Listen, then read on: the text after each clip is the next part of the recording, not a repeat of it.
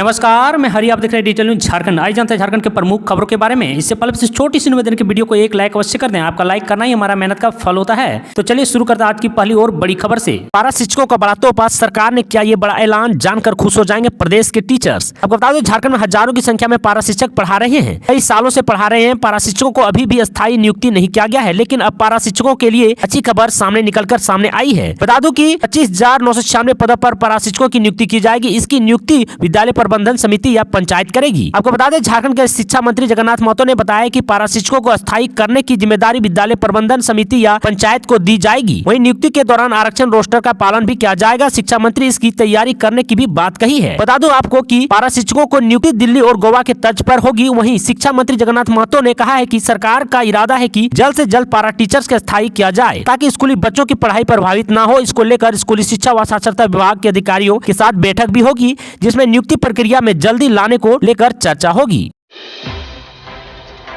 युवाओं को रोजगार देने के लिए सरकार करेगी वैकल्पिक व्यवस्था, बोली सीएम हेमंत सोरेन। आपको बता दो, झारखंड के युवाओं को रोजगार के लिए राज्य सरकार वैकल्पिक व्यवस्था उपलब्ध कराएगी। आदिवासी व मूलवासी को उनका अधिकार दिलाने के लिए राज्य सरकार वैकल्पिक नियुक्ति प्रक्रिया शुरू करने की तैयारी कर रही है। यह घोषणा मुख्यमंत्री हेमंत सोरेन ने मंगलवार को भाजपा व एनसीपी छोड़कर बाकी राजनीतिक दलों के विधायकों के साथ राजभवन में राज्यपाल से मुलाकात के बाद मीडिया को संबोधित कर रहे थे तब कही। बता दो, मुख्यमंत्री हेमंत सोरेन ने कहा है कि झारखंड हाईकोर्ट द्वारा नियोजन नीति रद्द कर दी गई है। राज्य सरकार ने नवंबर में 1932 आधारित स्थानीय नीति और नियोजन नीति बनाने का विधेयक पास किया था। ओबीसी को भी 27% आरक्षण देने के विधेयक पास किया गया था। इन दोनों विधेयकों को अनुमोदन के लिए राज्यपाल के पास भेजा गया। विधेयक में से इसे 9वीं अनुसूची में डालने के लिए भी लिखा गया था। ऐसा होने से जिस तरीके से षड्यंत्र होते हैं वह नहीं हो सकेगा। मूलवासी व आदिवासी को अधिकार मिल सकेगा। इसे जल्द से जल्द पारित करने के लिए राज्यपाल से अनुरोध करने गए थे। सीएम ने कहा कि पहले भी नियोजन नीति हाईकोर्ट द्वारा रद्द की गई है। उन्होंने कहा कि सरकार को इस बात आदेश पहले से था और पूर्व के उदाहरण को ध्यान में रखकर सरकार को आगे बढ़ रही थी। सीएम ने कहा कि आश्चर्य होता है कि हाईकोर्ट में नियोजन नीति के खिलाफ शिकायत दर्ज करने वाले 20 में से 19 लोग दूसरे राज्यों के थे। खबरों में आगे बढ़ने से पहले आपसे छोटी सी निवेदन की, अगर आप चैनल में नए हैं तो चैनल को सब्सक्राइब अवश्य कर ले, ताकि झारखंड की हर छोटी बड़ी खबर आप तक पहुंचा सकें।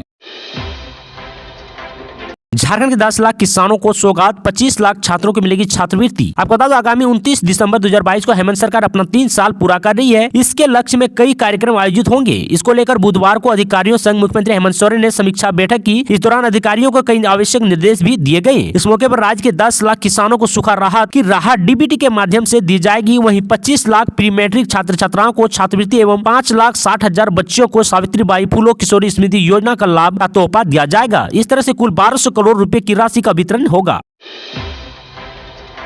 नियोजन नीति पर छात्रों का हेमंत सरकार को अल्टीमेटम, 24 दिसंबर तक ले ठोस निर्णय नहीं तो होगा आंदोलन। आपको बता दो, झारखंड हाईकोर्ट ने हेमंत सरकार की नियोजन नीति को रद्द कर दिया है। नियोजन नीति रद्द होने से विभिन्न विभागों में नियुक्ति के लिए निकाली गई 13,000 से ज्यादा वैकेंसी रद्द हो गई है। इसे लेकर छात्र गुस्से में है। अभी झारखंड विधानसभा का मानसून सत्र जारी है। बुधवार को विधानसभा के मानसून सत्र तीसरे दिन नियोजन नीति रद्द होने से नाराज छात्र छात्राओं ने विधानसभा तक मार्च निकाला है। हजारों की संख्या में छात्र छात्राएं हाथों में तख्तियां और पोस्टर बैनर लेकर रैली की शक्ल में विधानसभा की ओर चलने लगे हैं। जगन्नाथ मंदिर जाने वाले रास्ते के पास रोक दिया गया है। नियोजन नीति को लेकर झारखंड यूथ एसोसिएशन और झारखंड स्टेट स्टूडेंट यूनियन के बैनर तले आयोजित इस रैली में झारखंड के सभी जिलों के युवक युवतियों ने हिस्सा लिया है। सरकार के खिलाफ जमकर नारेबाजी की।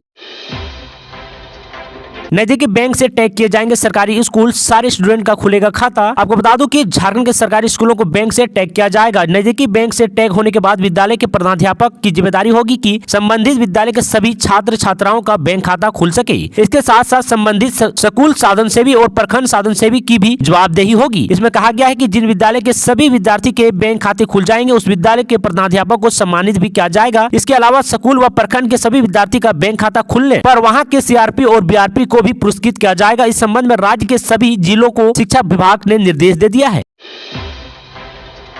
सिंगल यूज प्लास्टिक पर रोक, फिर भी कचरा में 70% तक पॉलीथीन। प्रशासन जांच के नाम पर कर रही है खाना पूर्ति। आपको बता दूं, सिंगल यूज प्लास्टिक के उपयोग पर 1 जुलाई से सरकार ने देश भर में रोक लगा रखी है। रोक पर अमल करने के लिए निकायों की टीम मकसद कर रही है। इसके बावजूद हर माह शहर के कचरा में 70% तक अमानक पॉलीथीन पहुँच रहा है। बड़ा सवाल यह है कि अगर प्रशासनिक टीम कार्रवाई कर रही है तो प्रतिबंधित पॉलीथीन कैसे बाजार और घरों से होता हुआ कचरा में पहुँच रहा है। दरअसल सिंगल यूज प्लास्टिक का इस्तेमाल दुकानों, फल ठेला, होटल, सब्जी, चिकन मटन की दुकानों में हो रही है। प्रशासनिक टीम यहाँ यहाँ से कुछ माल जब्त कर जांच की खानापूर्ति कर लेती है, वहीं इस धंधे से जुड़े बड़े कारोबारी बच निकलते हैं। ऐसा नहीं है कि प्लास्टिक के उत्पादन से लेकर वितरण तंत्र की जानकारी प्रशासन को नहीं है। आपको बता दूं, शहर में 5 टन से ज्यादा प्लास्टिक की खपत होती है। इसमें 75% का इस्तेमाल सिर्फ एक बार होता है। सबसे उपयोग ज्यादा सिंगल यूज प्लास्टिक के अलावा बोतल, डिस्पोजल, प्लेट और नमकीन मिक्सर आदि की पैकेट का कचरा निकलता है।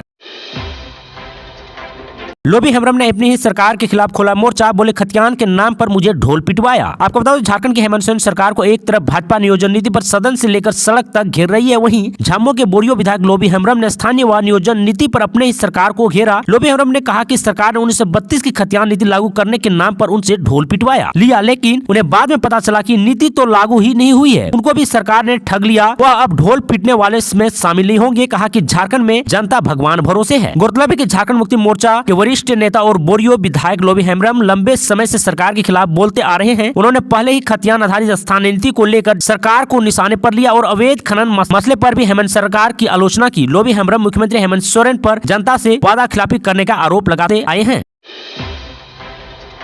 झारखंड की नियोजन नीति को लेकर सदन के बाहर धरने पर बैठी कांग्रेस विधायक अंबा प्रसाद ने कही ये बात। आपको बता दूं, झारखंड विधानसभा के शीतकालीन सत्र का आज दूसरा दिन है। सदन के बाहर भाजपा के विधायकों का विरोध प्रदर्शन जारी है। इस दौरान नियोजन नीति को लेकर सदन के बाहर ही क्यों मांग किया जा रहा है, सदन के अंदर भी मांग किया जा सकता है। इस सवाल का जवाब देते हुए बड़कागांव विधायक अंबा प्रसाद ने कहा कि यह हमारा अधिकार है, विधानसभा और राज्य का बात रखने का अधिकार है। हम हर जगह अपनी बात रखने पर विश्वास रखते हैं, क्योंकि यह गंभीर विषय है और हम हर प्लेटफॉर्म पे इसको रख सकते हैं। यह सुनिश्चित करना चाहते हैं कि इसको गंभीरता से लिया जाए और तुरंत संज्ञान में लेकर उचित कार्यवाही की जाए। तो वहीं सरकार की तरफ से नियोजन नीति को लेकर क्या कुछ प्रयास किया जा रहा है, इस पर अंबा प्रसाद ने कहा कि सरकार ने नियोजन नीति बनाई थी जिसमें बहुत मेहनत लगा था, बहुत सारे संगतियों को भी दूर किया गया था। अब वह रद्द कर दी गई है तो वह दुर्भाग्यपूर्ण है। इसमें हमारे युवाओं का कोई दोष नहीं है, युवाओं को कोई गलती नहीं है, तो युवा ही सजा काट रहे हैं, युवा ही झेल रहे हैं, युवा ही दुखी हैं। तो इसे आलोक में युवाओं को कोई चोट नहीं पहुंचे, जो भी नियुक्ति हो उसको न्यायपूर्वक आगे बढ़ाया जाए, नियुक्ति प्रक्रिया को पूरा किया जाए और युवाओं के साथ न्याय किया जाए। ऐसे ही झारखंड की तमाम बड़ी खबरों को जानने के लिए चैनल को सब्सक्राइब अवश्य कर ले, ताकि झारखंड की हर छोटी बड़ी खबर आप तक पहुंचा सकें। आज के लिए इतना ही। जय हिंद, जय भारत, धन्यवाद।